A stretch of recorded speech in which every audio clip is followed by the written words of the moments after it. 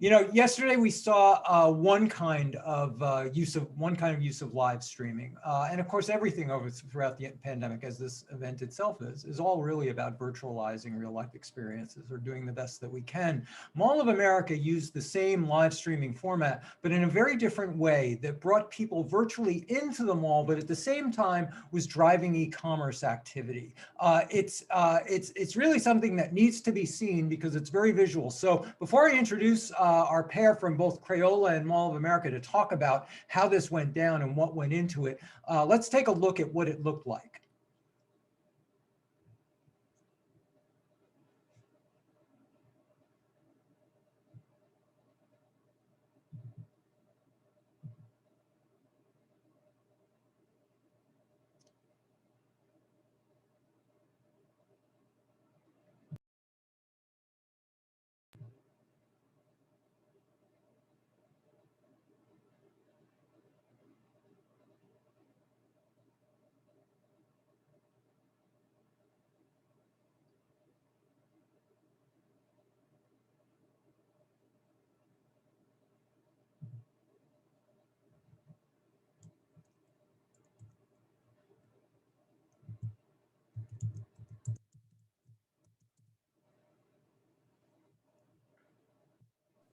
Sorry, my apologies. I forgot to turn the sound on, so we're going to replay that quick. Let's replay that.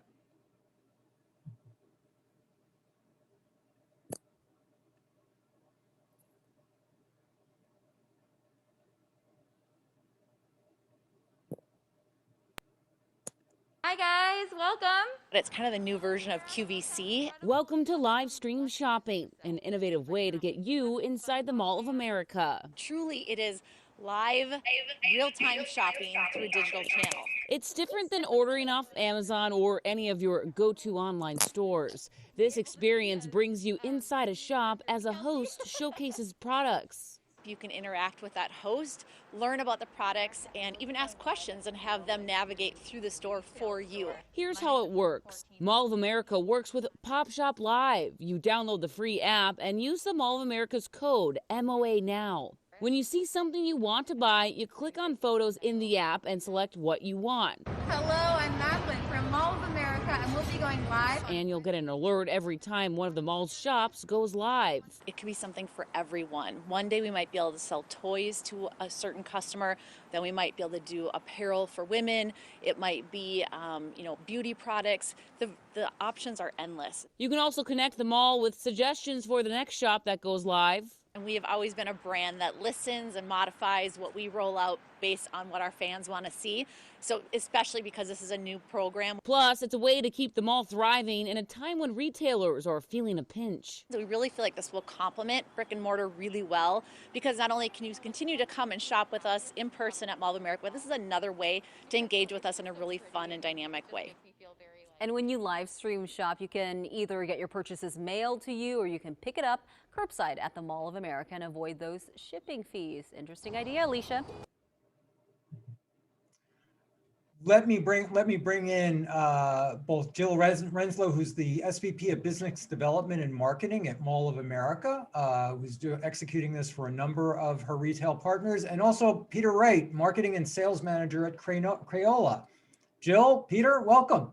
Thank you, Steve. Welcome. Hello, everybody. Thank you so much for giving us some time to talk about our live stream shopping. I'm listening to the previous presentation. It's all about being flexible and trying new things. And this was definitely something new for us to try in 2020. And we learned a lot. And we thought this would be a great audience for us to share some of our learnings, why we did it, and how we're going to move forward with it. And also have Peter with me here today to talk specifically about how Crayola engage with this new shopping service. So I'm going to share my screen to walk through the presentation. So hopefully you guys can see it now. Can I get a thumbs up if you can see it? Peter, can you give me a thumbs up? You got it. Go ahead, Jill. You're fine. Thanks, guys. So just a little bit of background on Mall of America to make sure you guys are all on the same page. If you have not visited us here in Minnesota, we are a 5.5 million square foot entertainment and shopping destination. We have over 500 stores, 60 dining establishments, and over a dozen attractions, including a 7-acre theme park directly in the center of our property. So we truly have a variety of industries that were all directly impacted by the pandemic, and really that intersection of retail, dining, entertainment, hospitality, and even tourism, because about 40% of our visitors historically were from out of state. So we've been impacted by a variety of different components. We are currently open and operating right now, but our restaurants and our attractions are still under limitations on capacity. So we are slowly ramping up with our guest visiting base again. So as we look at live stream shopping, we kind of look at why we went down this path. And I apologize, I'm trying to advance it and it does not want to advance for me. Hold on one second. There we go. So when you look at live stream shopping, we really wanted to look at a way that we could connect with consumers in a new shopping format and a service. We really need to provide that convenience. A lot of people were shopping from home and continue to do so until they're comfortable coming in the physical space. And we needed to look at new revenue opportunities, also looking at our retailers during the week. Traffic was significantly down, looking at ways that they could generate revenue during times that were a little bit slower for them, and also making sure that we still capture that unique experience. That's what Mall of America has been about for nearly 30 years, is that experience. And I know that's an overused term in the industry, but truly being able to come in person and having those wow moments, whether it's the first time you walk inside Nickelodeon Universe, or when you can buy that special gift during the holidays or visiting with Santa. Those wow moments are really important to us. We wanted to make sure we can continue that through this shopping experience. So with that, we partnered with Pop Shops Live. So that's actually the platform that you use. It's either through a mobile app or you can use it on a web browser. And we launched a pilot back in August to really try this out. This year's all been about trial and error, take some risks, see what's going to work, and learn and build from that. Our team internally does all the operations. And so as a landlord, it's a unique service. We're not the direct retailer. We are the property owner that's bringing these tools to our tenants to be able to use. So we work on all the production with the tenants directly on what products we're going to feature. We work on the actual show itself, and then the post elements with the purchasing the items and shipping them directly to customers that purchase them. How it works from a business perspective is the tenant gives us a discount on the products, and that discount offsets the fees then that cover Pop Shops Live and the development fees behind it. There's no revenue gained really from the landlord perspective, but it's truly a tool for our tenants to generate revenue. And then with that, we are purchasing those items directly from the retailer. So it is hitting their sales inventory and their POS systems. They get credit directly at that store versus through an online purchase. So a couple of highlights just to show with you, and recognize this is a brand new program. We did not expect to have huge numbers out of the gate. The key was that we wanted to learn a lot from it, see what was going to work, modify, and move forward. So from August through the end of the year, we hosted 57 shows, total sales of $15,000, and that varied. Some days we had light sales, and some days we had thousands of dollars worth of sales. It really varied based on the tenant mix, and that helped us learn what was going to work well with the fan base. Average just over 100 people per show, but total we gained about 1,000 followers. A lot of those were coming directly from the Pop Shops Live fan base. So we've learned of how we're going to really expand that viewership, and also recognizing that the majority of the fans were from the national perspective. They weren't locals. So an opportunity for us to really expose ourselves to a new audience. Granted, we do have a strong tourism base, but also a huge opportunity for us to reach more people with our brand and the brands in our building. You know, we use a variety of different channels to advertise this new platform. Again, learning as we go, most of them through digital channels. We did buy digital ads. We use direct email marketing with that, but a lot towards social. And from a social perspective, we put out there about 47 posts during the duration of this pilot program, which brought us about 3,000 engagements and over 170,000 impressions. So definitely channels that worked for us to help get the word out there. We found that more of the organic posts work the best and had the most engagement versus us just doing creative graphics of what the Pop Shops Live engagement looked like. So we're still playing around with the best ways to get this new service out to new fans and new shoppers. That, as I said, we've worked with a variety of tenants and brands in the building. Here's the list of who worked with us on our pilot project. Just to call out a few, so Nickelodeon Universe, we actually own and operate the theme parks. We have a lot of control over how we can produce those shows. And we had a lot of fun with retro products, with some of the IPs from the past, and found that there were a great fan base for that opportunity. And we're actually looking at creating our own Nickelodeon channel outside of Mall of America. But also with Walgreens, Tom's, and Macy's, we actually did some unique shows around the holidays around charity giving. And then we found that they're very engaging. They really brought a lot of volume in sales. We partnered with Catholic Charities, and how it worked is these 3 stores actually gave us discounts to transfer over to the shoppers, but the shoppers were making purchases that were going as a direct donation. And so they could purchase a $20, let's say, fleece jacket from Macy's that we would purchase, and then we would get directly to the charity in their name. And so it was a great way for them to buy affordable, much needed items that got brought directly to the charity. And they're really engaging, very entertaining. And some of the shows we would actually do matching donations from the mall, which would create this fun competition and truly an engaging factor where they wanted to know where we were at from a volume perspective so that they could help us achieve those goals, which was fantastic. Which brings us to Crayola. So Crayola, being an entertainment partner of ours, also has retail. And so great to be able to have Peter with us today to share their experience with live stream shopping. So Peter, I'll hand it over to you. Thank you very much, Jill. I really appreciate the opportunity to talk a little bit more about our experience with Pop Shop Live and partnering with, of course, Mall of America in this wonderful new innovative offering that they put forward. My role is I'm the marketing and sales manager here at the Crayola Experience Mall of America location. So I'm not working at the corporate headquarters. And my job really is to get people in the doors here at our local location. There are over 5 Crayola experiences in the United States right now. And it's really a avenue for Crayola corporate to really activate the brand in these various local markets. You know, everyone loves Crayola products and has experience with them, but there's such a wide array of products, as well as just being able to, again, engage those customers and activate with them really, connects us in a deeper way with our local audiences.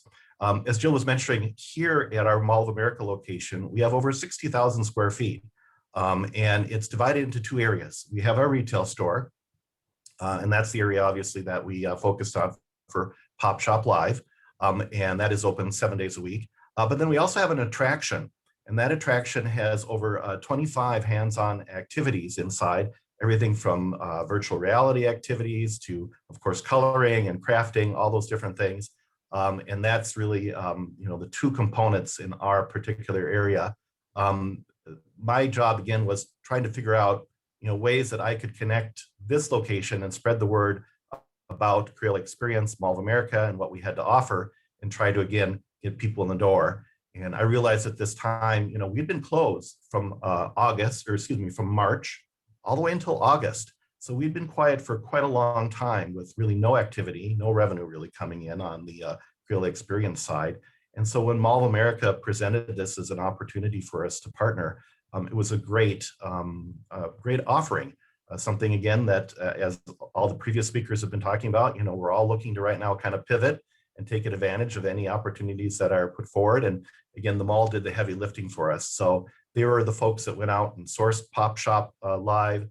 They were the ones that set up and negotiated the agreement with them, provided the equipment and staff, and really, again, as a wonderful partner and landlord here, really took care of us as tenants to make this as easy and as turnkey as possible for us. So I worked with them in pulling together, a curated assortment of our merchandise mix, and pulling together all the different components. And then we were very strategic about scheduling our live in-store shopping on days that typically were quieter, the Tuesdays, the Wednesdays. And then working with their staff in setting up, super easy. They came in, we had already kind of pulled together a list of those products. They took snapshots and photos of those products. They uploaded those onto that store section of the Pop Shop application.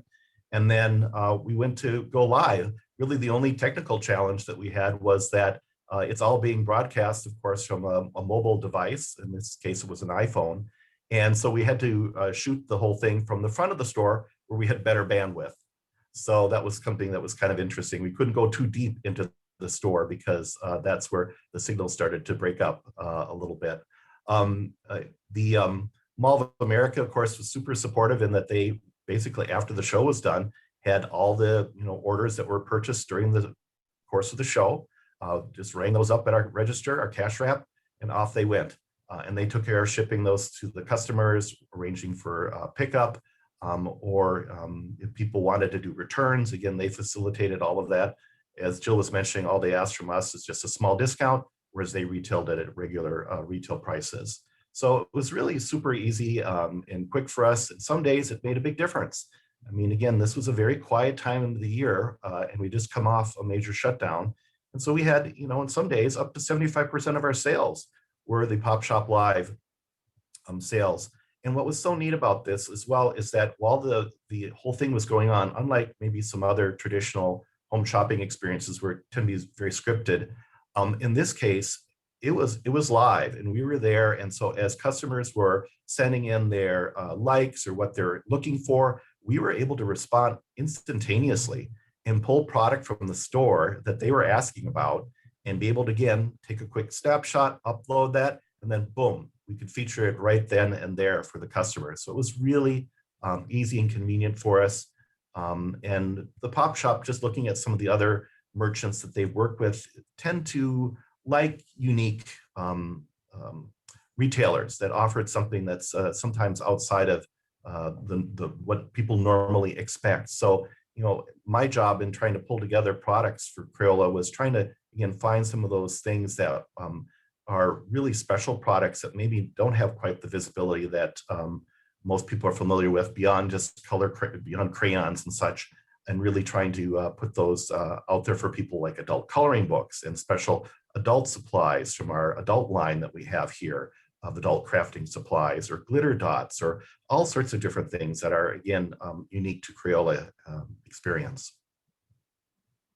Awesome. Thank you, Peter. And we love working directly with the retailers and hosting in their stores because they're the experts and they can answer all the questions because it is a live interaction. Our host is not seeing the guests, they're seeing the feed of the chat. And so any of the guests can ask questions via the chat. And so if they're asking for specific merchandise, when we have the experts right there, they can pull it from their store. We can add it to the mix of merchandise that's featured in the store, and it makes it super customizable and personalized for the guests to be able to engage with it. And so we share this with you today because hopefully it inspires you to look at things differently and how you can connect with your customers. And so I did also want to share our key findings. So as we're moving forward, what we've learned and what we're going to change will hopefully help all of you if you look at this channel as an opportunity for your brands. So a couple of the things we've learned is that we want to do longer show times. Most of the shows were about an hour when we did the pilot, but we found that as we went through the show, more and more people joined the show because the longer that you're on there on the platform, it will pop up through the other programs that are on. So the longer that you can stay out there, even though you might be repeating content a little bit, you're going to have a bigger audience. And so we're actually going to shoot more towards an hour and a half to 2 hours. And just for all of you that are listening today, we actually are live right now in Nickelodeon Universe with a show. So if you're interested in checking it out after the program today, we should still be live, and you can actually download Pop Shops Live and check out our Mall of America show if you are interested. We also learned that we want to do about 3 to 4 shows per week. And we actually found that Tuesday, Wednesdays, and Fridays are the best days for us.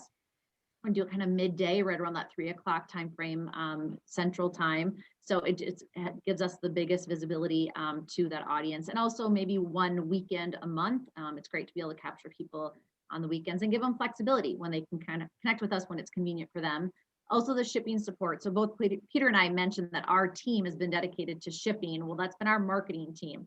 We're now looking at operations support to help us facilitate that, to make it a little bit more streamlined and find some efficiencies from that perspective. And also using the packaging that we're shipping in to use as additional marketing tools. So whether it's sharing with them more information about the products that they purchased and maybe making recommendations for other things that they might be interested in future shows, or marketing other campaigns and promotions that we have coming and welcoming them to come back to the physical space when they're ready or when it's convenient for them. Also, filming in store, as I mentioned, really helps us have access to those experts versus having a neutral space. We had a couple shows where we just film them kind of in conference rooms or in group sales spaces. We just found there's much more shopper engagement if you can have them in the space, much higher sales with that brand expert. Also, the preview videos, when we do the Pop Shop live shows, we do almost like a commercial to showcase what's coming up in the days to come. Being able to put information in there and encourage people to give us feedback of what they want to see. That way we can work with the retailer and pre-populate products of things that have been requested already. Again, drives engagement. The charity shows, which I mentioned, we'll continue to do those as they were very successful. Also building the shows into larger campaigns. When you look at seasonal opportunities for retailers and also our influencer marketing efforts, we did work with some influencers over the holidays, and that added a nice personalization towards some of the shows, which was a lot of fun. Also diversifying the show styles, tenants, and hosts. We've had Madeline, our host, being our primary for most of the shows, but we found that you connect with different people, and we also want to engage and celebrate diversity. So we want to be able to make sure that we showcase that in our shows, as well as having some entertainment and dining components versus just retail. And also the opportunity to seamlessly integrate this into e-commerce and social commerce, really going to where people want to shop and having, cross promoting where we can and making sure that we find those conveniences where the shoppers need to go. So we're really excited about the future of shopping and really finding that perfect intersection between digital and physical, when we're all, focused on the brick and mortar space, but recognizing we need to provide convenience, trying new things and finding where that secret sauce is. We're excited for the future of where retail is at Mall of America. So thank you. And we'd love to open it up for questions for those that are interested in further dialogue. Yeah, definitely. I'm curious because this is a whole new experience, and it's, evolving from what happened with COVID, and it sort of became where as you're trying to do that digital and live experience. But do you see this now as, especially a mall, being more of an entertainment mix, as opposed to it's not just for shopping? I mean, even Peter, when you were talking about your store, it's, people can go in for crafts and do things. So do you feel like that's the new environment that we're sort of moving forward into with retail?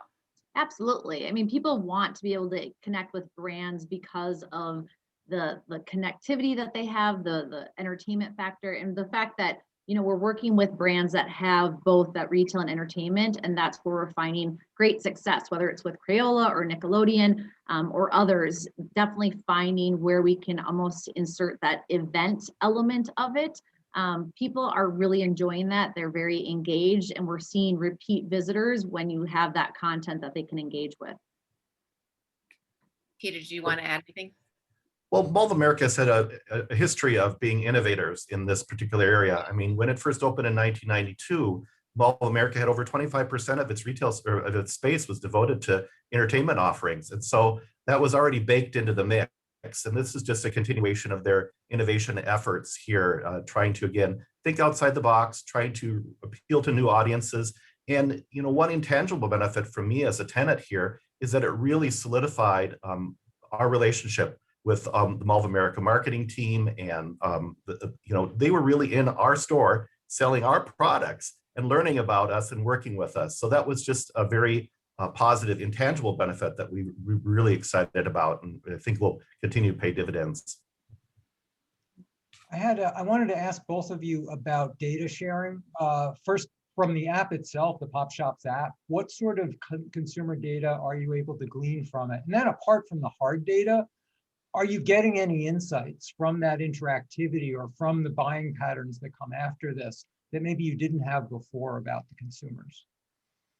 Yeah, Steve, I would say we're gathering some data, not as much as we hope, and we're working with Pop Shops as they're new themselves, working with their partners in this effort, and a lot of them have been pilot projects because we're all learning together. But the data is really important for us to be able to modify our efforts and to be more successful moving forward. So questions such as, where are these shoppers coming from? How frequent, like how long are they on these shows? How frequent are they coming back? They have a lot of that data that we're gleaning from them. It's very aggregated at this point in time. So we're getting very high level, but we're working together with them to be able to get more granular so we can get, just be smarter in what we're doing, and also be able to share that then with our tenant partners that we're working with. We, I feel, are very unique in that effort from a shopping center or a landlord perspective, that we do share a lot with our tenants so that they can prepare and plan as much as they possibly can, and to open up these other channels to garner new revenue. So that's our hope, is to work closer with Pop Shops Live to get more into the data details so we can be smarter with this. And to be clear, they're retaining control of the consumer, of the direct relationship with the consumer. Yes, because as a consumer, you are logging on to Pop Shops Live, and so you are a subscriber to their database. We are just a brand that is featured on Pop Shops Live, and that's what you need to look at too. Is, you know, one of the things we've explored is, does it make sense for us to create our own proprietary channel like this? And that's where it kind of dovetails into more social commerce. How can we layer in, you know, shopping with Facebook and Instagram, and how do we layer that all together? And do we do simultaneous casts and figure out how we could maybe benefit from the production of these shows through multiple channels? Right. But you also, it's kind of like, well, let's give it a shot. They already have a platform existing. If it works and they already have a following base, you might as well take advantage of that and then build and see where it goes from there. So that's what we decided to do. But you are a subscriber of Pop Shops Live versus through Mall of America. Peter, are you getting any soft data, and just in terms of the kinds of interactions you're having with consumers, or the ways you're seeing them interact virtually with your products and your people? Some observations that I have gleaned from the number of Pop Shop Lives that we hosted here at Crayola Experience Mall of America was that it depended kind of on who our audiences were that day. As Jill mentioned, they were kind enough to do some charity shopping. And we were one of the retailers, merchants that were hosting a charity shop. In this case, it was for Catholic charities. And they were purchasing items from our store inventory that would be donated directly to people in need. And that was a very different type of customer compared to maybe our other shows that we did that were a little bit more focused on holiday giving and kids and innovative products for adults and special needs and those types of things. So we always try to keep that in mind as far as, you know, curating the merchandise mix, like, okay, who's going to be the audience for this show? And then, as Jill was mentioning too, at the very beginning, they tried some different times, and it seemed like there was different types of customers that were showing up at different times until we kind of settled into that sweet spot, really, that provided the most number of viewers, as well as folks that seem to be most engaged in actually buying. And so, again, the beauty of the application was that we could, you know, turn on a dime as well. So if there was someone that was typing in, I want to see, you know, XYZ, we could, you know, pull those products, load those up, put those on sale immediately, and then start featuring them live on the show. So, you know, we don't really have any hard data, but that was just a couple of my insights that I observed as I was working with the team. Oh, great. Well, it'll be interesting to see if this is a sort of additional kind of experience that will stick even as people are returning back to the real life physical experience. I definitely think a lot of these changes that we have tested out this past year, we will evolve into something into the future. I don't think that we would let go of it. I think they're learnings that we would definitely integrate into our future shopping experience. So as you said, you know, talking about events and entertainment, Lisa, it was, you know, we've used a lot of virtual channels through our experience with Santa or our experience with our Toddler Tuesdays event program. And when you can start finding the intersection with some of these tools that can work together, so you have those entertainment components, but yet you can still shop and have that transactional opportunity with it, that's when some of the magic starts happening. And so I feel like everything that we have launched, we will continue to evolve and integrate as we head into the future. Well, Peter and Jill, thank you so much. This was wonderful. We'll have you back in a couple of years and you can start talking about, by then we'll be talking about channel conflict between virtual and real life retail as a result of all of this. That's a new set of problems that this is going to raise. Thank you Thanks, for having guys. us on today. Thank you. Appreciate it. Thank you.